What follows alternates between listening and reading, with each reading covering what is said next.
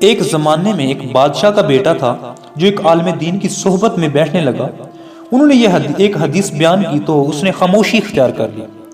بادشاہ کو بڑی تشویش لاحق ہو گئی کہ اس نے مختلف حکماء کو بلایا اور اس کے علاج معالجے کا کہا، تو کسی نے کوئی علاج تجویز کیا تو کسی نے کوئی علاج تجویز کیا، حتیٰ کہ کسی حکیم نے یہ مشورہ دیا کہ صبح کے وقت اس کو شکار کے لیے بھیجا جائے کہ آب و ہوا کی تبدیلی اس کی صحت کا باعث ہوگی اور دماغ کے اندر پیدا جو خشکی ہے، شاید اس کے بولنے کے راستے میں رکاوٹ ہے، وہ ختم ہوگی۔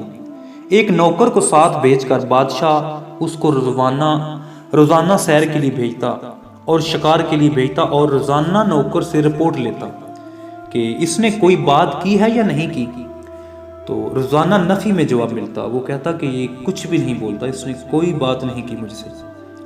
ایک دن ایک برگد کے گھنے درخت کے نیچے سے گزر رہے تھے اور غلام نے درخت کو خوب جھانکا اور دیکھا، لیکن اس کی شاخوں میں سے کوئی پرندہ نظر نہ آیا۔ تو وہ گزر گئے، آگے چلے گئے۔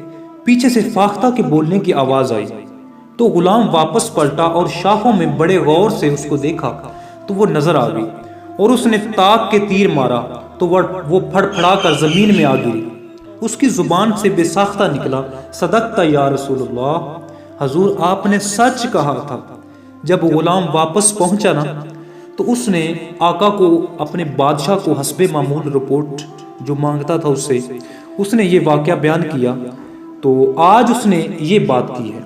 تو بادشاہ کہنے لگا اس کا مطلب یہ ہے کہ یہ قصدن خاموش ہو گیا ہے۔ تو پہلے تو وہ ناز و نام سے اس کا علاج معالجہ کر رہا تھا، اب اس کو بڑا غصہ آیا۔ اب اس نے جلادوں کو کہا کہ اس کو پکڑو اور الٹا لٹکا دو، اس کی طبیعت ٹھیک کرو۔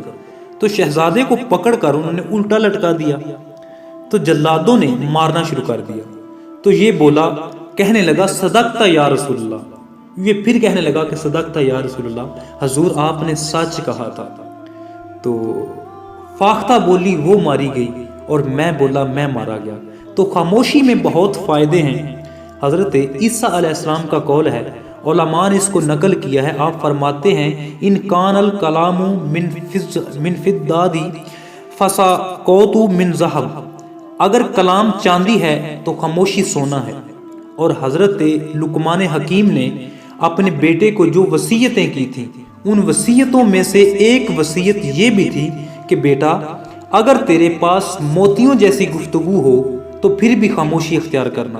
تو زیادہ بولنے سے انسان کی زبان میں جھوٹ بھی نکل جاتا ہے، اس لیے کہ اپنی زبان کو یا تو کلمہ خیر کا خوب گر بنائیں یا پھر خاموشی اختیار کر لیں، تاکہ زبان سے کوئی ایسا جملہ نہ نکل پائے کہ جو اللہ کی ناراضگی کا باعث کا سبب بنے۔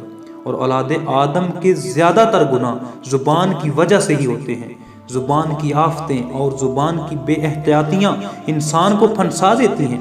حضرت شیخ سعدی علیہ رحمہ فرماتے ہیں آدمی جب تک بولتا نہیں اس کے عیب بھی چھپے رہتے ہیں اور اس کے ہنر بھی چھپے رہتے ہیں۔ اگر عیب چھپے رہیں تو لوگ آگاہ نہیں ہوں گے، اسے برا نہیں کہیں گے، اور اگر ہنر ظاہر ہوں تو حاسد پیدا ہوں گے۔ تو خاموشی کے اندر بہت ساری حکمتیں ہیں، اور ایک روایت میں نے پڑھا ہے جو شخص خاموش رہتا ہے اللہ تعالیٰ اس کی پردہ پوشی فرماتا ہے۔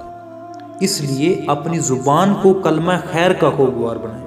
حضور کی حدیث اگر آپ کے سینے میں ہے تو وہ آگے شیئر کریں، اگر حضور کی سیرت ہے تو وہ آگے شیئر کریں، اگر قرآن ہے تو وہ آگے شیئر کریں۔ فضول زبان چلانے سے بہتر ہے کہ اللہ کا ذکر بہتر ہے، نہیں تو زیادہ سے زیادہ خاموشی اختیار کریں۔ زبان کی وہ بے احتیاطیاں جن سے انسان کو بہت سارے نقصانات پہنچتے ہیں، ان میں سے ایک بے احتیاطی یہ بھی ہے کہ بے مقصد بات کرنا۔